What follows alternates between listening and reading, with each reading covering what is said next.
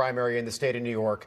Among the candidates that voters have to choose from, Andrew Giuliani, who's joining us back in studio this morning. Andrew, great to have you on. Good to see you. Rob, great to be back. I feel like I'm back at home over here. June 28th. Yeah, that's right. You are back at home. There's always a spot for you here at Newsmax. This is really interesting to me, what's happened in this race. All of a sudden, you are surging in the polls on the GOP side. But the power brokers in New York, and this is an MSN headlines, I take out the stunning, but they said stunning. Andrew Giuliani surged to #1 in GOP New York gubernatorial primary. Lee Zeldin was like anointed by the New York power brokers as the heir apparent to this nomination. Not so fast. Well, you know, for us, what we decided to do really from day one is make sure this was a 6-2 county race. And we built the grassroots really strong from when we announced 13 months ago. And I think we're starting to see that in the polling. Rob, I tell our team all the time, obviously, we got to be careful with polling and believing everything that's in there.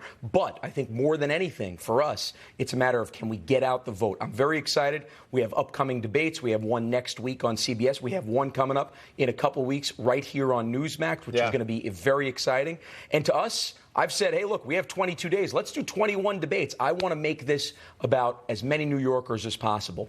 Lee has kind of been the product of the backroom deal in Albany. We have been the product of the 2.9 million registered Republicans. Donald Trump has yet to endorse a candidate. Do you expect that to happen before the primary? I know he's doing something for you next week. Yeah, well, I'm very excited that next week he's going to be hosting a fundraiser at Bedminster for us. We're very excited about that. Should be great. Look, I think he looks and he has multiple friends in this race, also Rob, and I think he's probably going to sit this one out. But he has talked a lot to me, I would say probably once a week privately about the race, where it's going, giving us great advice. I mean, you know, it's not just a matter of working 4 years for him in the White House, Rob, but he's been kind of like an uncle to me for the last 25 years. And we haven't had a Republican in New York in the governor's office in quite some time, going back to Governor Pataki, I believe. That's accurate? Yeah, it's 20 years now. So how do you beat Kathy Hochul?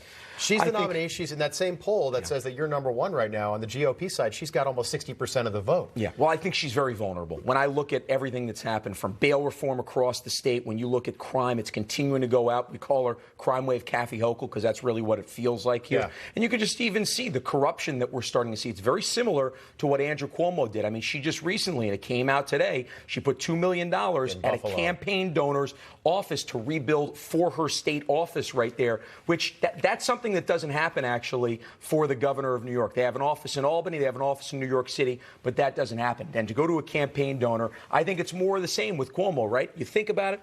Brian Benjamin, her first major appointee, he gets fired after 6 months. He gets arrested under corruption charges right here. The Buffalo Bills stadium deal, I mean, that's a complete boondoggle that, guess what, Rob? Her husband profits off of. You can take Hochul out and put Biden in, and you're getting the same thing in terms of the corruption. Now that to me is a June surprise right there, you know, because we're getting closer to the primary on June 28th. You've been all around the state. Yeah.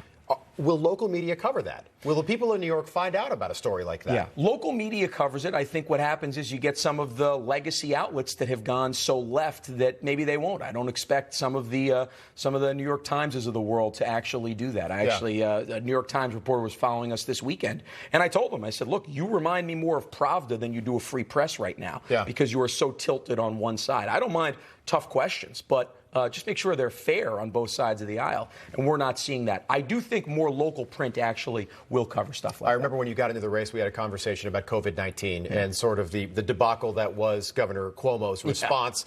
New York City, one of the original epicenters. Things have changed with voters. Now it's about gas, inflation, and the price of everyday goods like groceries. Is that what you're finding as you travel around the state? Absolutely. I drove up and back from Rochester this week, and I have to tell you, it probably costs us $500 to fill up our campaign car going back and forth. Right. New Yorkers are going to have to choose this winter between filling their fridge and heating their apartments. In some places in the state, that's a choice that New Yorkers should not have to make. And unfortunately, in doing that, Rob, we're going to continue to lead the country country in out-migration. New York leads the country in out-migration. Florida leads the country in in-migration. We have a $220 billion budget in New York. Florida has a $98 billion budget. There's a reason why everybody's fleeing for Florida. We need to make sure we cut this wasteful spending, and we need to attack energy prices. Do you want the Trump endorsement?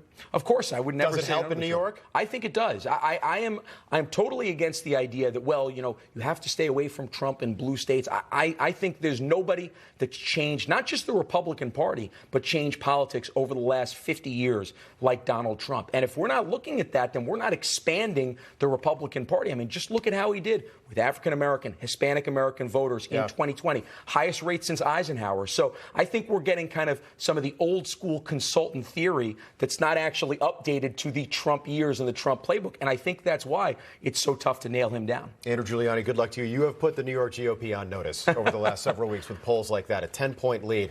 Good luck to you. Thanks for being with us. We're 22 days from June 28th. I think we're going to take this down. I'm pretty excited, Rob. All right, Andrew. Thanks very much.